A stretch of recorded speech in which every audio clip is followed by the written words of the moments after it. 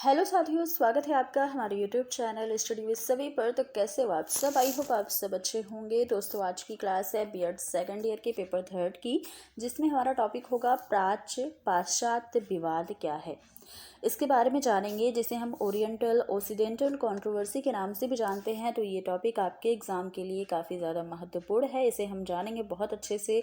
प्राच्य पाश्चात्य विवाद कैसे उत्पन्न हुआ, इसकी शुरुआत कैसे हुई और इसका अंत कैसे हुआ, तो सारी चीज़ों को बहुत ही अच्छे से देखेंगे। आप लोग वीडियो में अंत तक बने रहिएगा। वीडियो अच्छी लगे, आपको टॉपिक समझ आए तो लाइक शेयर भी जरूर कीजिएगा। तो चलिए क्लास को स्टार्ट करते हैं। जानिएगा प्राच्य पाश्चात्य विवाद क्या है। सबसे पहले हमारा प्रश्न भी यही है कि ओरिएंटल ऑक्सीडेंटल कंट्रोवर्सी क्या है, इसका जन्म कैसे हुआ। सबसे पहले तो यही देखिएगा। इस विवाद का जो जन्म है वो ईस्ट इंडिया कंपनी के 1813 के आज्ञा पत्र, जिसे हम चार्टर एक्ट 1813 के नाम से जानते हैं, यहाँ से इस विवाद का आरंभ माना जाता है। और इसमें दो बातें ऐसी कही गई जो प्रमुख कारक बनी। इस विवाद का जो प्रमुख कारण है वो इसमें कही गई दो बातें हुई। पहली बात तो ये कि इस आज्ञा पत्र में यह निर्देश दिया गया था कि ब्रिटिश कंपनी जो है वो शासित क्षेत्रों या यूटीज में शिक्षा की व्यवस्था करना कंपनी का उत्तरदायित्व होगा। ये तो कह दिया गया कि शिक्षा की व्यवस्था करना किसका उत्तरदायित्व होगा, लेकिन इसमें यह स्पष्ट नहीं किया गया कि शिक्षा का स्वरूप क्या होगा। तो यहाँ से ये प्रमुख कारण बन गया इस विवाद का। दूसरा जो कारण हुआ कि धारा 48 में 1 लाख रुपए की धनराशि प्रतिवर्ष साहित्य के रख रखाव और भारतीय विद्वानों के प्रोत्साहन और भारतीयों को पाश्चात्य ज्ञान विज्ञान का ज्ञान कराने के लिए निश्चित की गई थी। कितनी धनराशि? 1 लाख रुपए की धनराशि प्रतिवर्ष।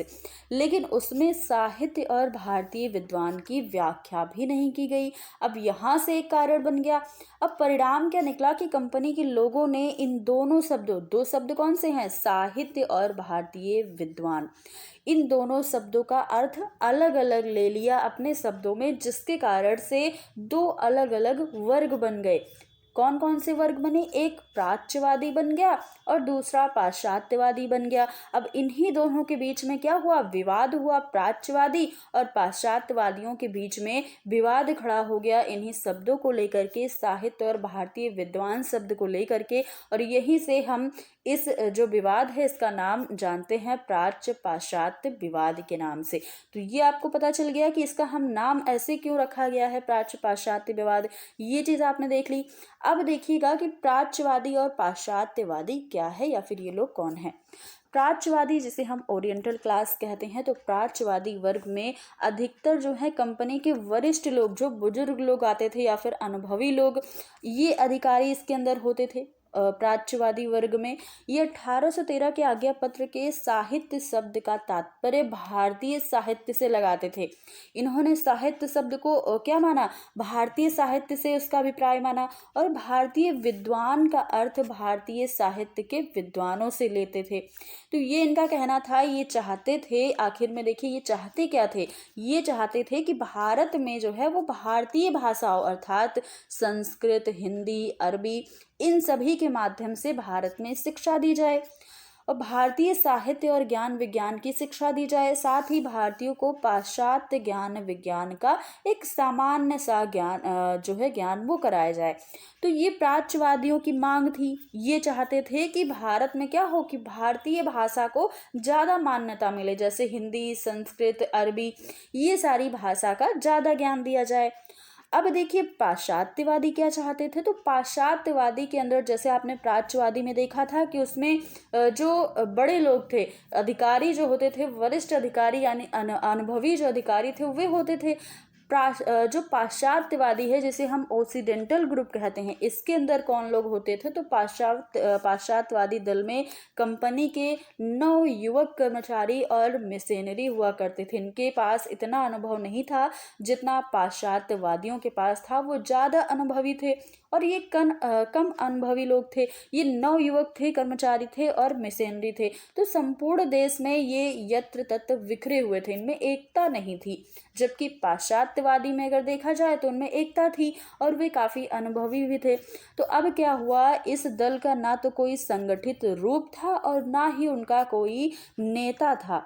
पाश्चात्यवादी में क्या, जब नवयुग कर्मचारी हैं, अनुभवहीन भी हैं, तो भाई इनमें कोई एकता भी नहीं होगी और देश में इधर उधर बिखरे थे।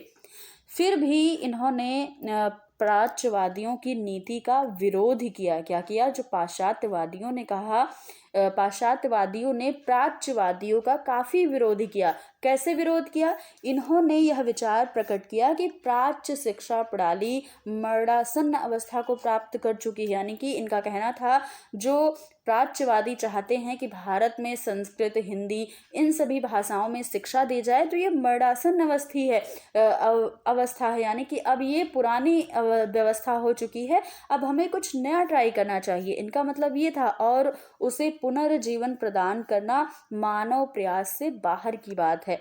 तो इनका मतलब ये है कि प्राच्यवादियों ने जो कहा वो इनके अनुसार ठीक नहीं था, यानी कि गलत था। तो इनका कहना ये था, अरबी, फारसी और संस्कृत के साहित्यों में पुरातन और निरर्थक विचारों के सिवा किसी प्रकार का कोई भी उपयोगी ज्ञान हमें नहीं मिलता है। तो इस तरीके से इन्होंने कटु विरोध किया प्राच्यवादियों का। इनका कहना यह था कि भारत में शिक्षा जो है वो अंग्रेजी भाषा में दी जाए। बस ये विवाद उत्पन्न हुआ। वो चाहते थे प्राच्यवादी कि हिंदी, संस्कृत में शिक्षा दी जाए, साहित्य में शिक्षा दी जाए, जबकि पाश्चात्यवादी चाहते थे कि अंग्रेजी भाषा में शिक्षा दी जाए। तो यहाँ से विवाद उत्पन्न हुआ, ये दोनों विवाद चलता रहा। अब आगे देखिएगा कि मुख्य कारण क्या है। तो प्राच्य पाश्चात्य विवाद 1813 के चार्टर की 43वीं धारा और शिक्षा के माध्यम के प्रश्न को लेकर उत्पन्न हुआ था। आपने देख ही लिया कि शिक्षा के बारे में वहां पर विवाद उत्पन्न हुआ था। इसके बाद 1833 के चार्टर द्वारा भारतीय शिक्षा अनुदान की राशि 1 लाख से बढ़कर 10 लाख रुपए वार्षिक कर दिए जाने से यह विवाद उग्र रूप धारण कर, देखिए यहाँ पर उम्र लिख गया है, उग्र रूप, यानी कि बहुत तेजी से ये विवाद और बढ़ गया। जब 1 लाख रुपए की धनराशि को 10 लाख रुपए कर दिया गया तो यह विवाद और भी बढ़ गया। जून 1834 को गवर्नर जनरल के कानूनी सलाहकार के रूप में भारत आए थे लॉर्ड मैकाले। इनको लॉर्ड विलियम बेंटिंग ने क्या किया, लोक शिक्षा की समन्वय समिति का प्रधान नियुक्त कर दिया और 1813 के चार्टर की 43वीं धारा की व्याख्या और शिक्षा के माध्यम के संबंध में कानूनी सलाह देने को कहा कि भाई आप शिक्षा के माध्यम से कुछ सलाह दीजिए, कुछ व्याख्या कीजिए। किसको? लॉर्ड मैकाले को इन्होंने कहा।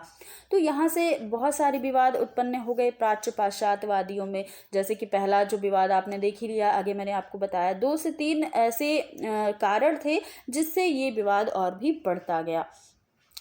अब देखिए क्या हुआ कि लॉर्ड बेंटिंग ने क्या किया, अपनी व्याख्या लेखबद्ध करके 2 फरवरी 1835 को गवर्नर जनरल के पास भेज दी, जो बाद में ऐतिहासिक महत्व का शैक्षिक अभिलेख सिद्ध हुआ, जिसे हम मैकॉले का विवरण पत्र के नाम से जानते हैं। तो मैकॉले ने शिक्षा पर अपना जो लेख दिया, अपना एक पत्र दिया, उसी को हम मैकॉले का विवरण पत्र के नाम से जानते हैं। तो यहाँ पर ये विवाद खत्म हुआ था जब मैकॉले ने विवरण पत्र दिया, उसमें बहुत सारी चीज़ों को बताया, तब जा कर के ये विवाद खत्म हुआ। हालांकि अभी इस टॉपिक में और भी कई सारी चीज़ें हैं, उसे हम अगली क्लास में देखेंगे। तो आज इस टॉपिक में बस यहीं तक देखते हैं। आप लोग वीडियो को लाइक शेयर ज़रूर कीजिएगा और चैनल पर नए हो तो चैनल को सब्सक्राइब कर लीजिएगा। देखिए एक टॉपिक और भी है, मैकॉले का विवरण पत्र, यह भी काफ़ी इंपॉर्टेंट टॉपिक है, तो अगली क्लास में हम इसे भी कवर करेंगे। तो चलिए आज की क्लास बस यहीं तक रखते हैं, फिर मिलते हैं अगली क्लास में। तब तक के लिए धन्यवाद।